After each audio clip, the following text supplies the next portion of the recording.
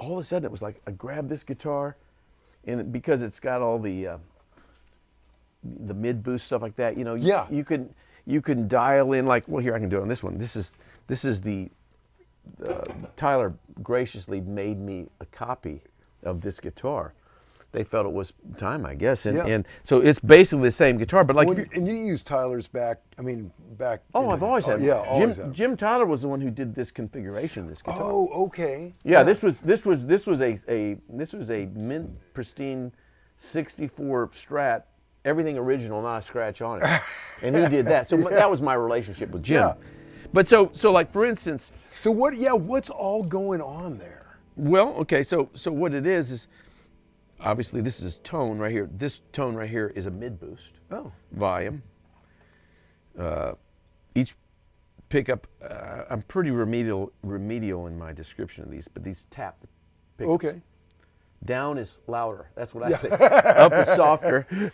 This push-pull adds this pickup, so you can conceivably have front and back, which you couldn't have with a 5 selection. This push-pull takes all this mid boost out of the circuit. Oh, wow. Which is helpful, but I never do it. So yeah. But I can if I want. But the mid boost for me was something like if you're just sitting here.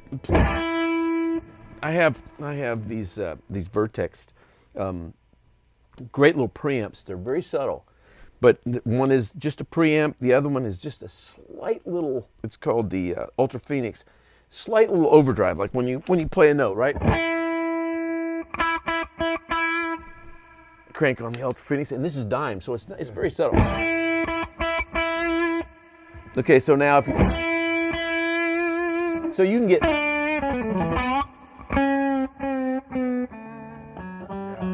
you can play so gently, right?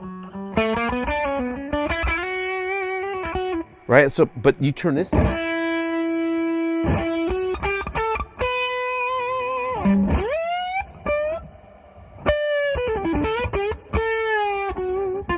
Especially when you get up in here.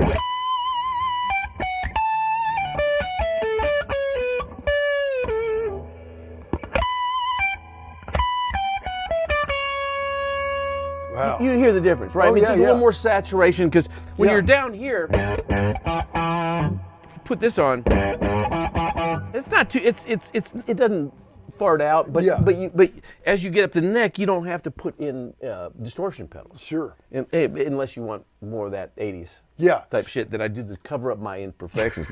but so the guitar, it cleans up so beautifully. Like you can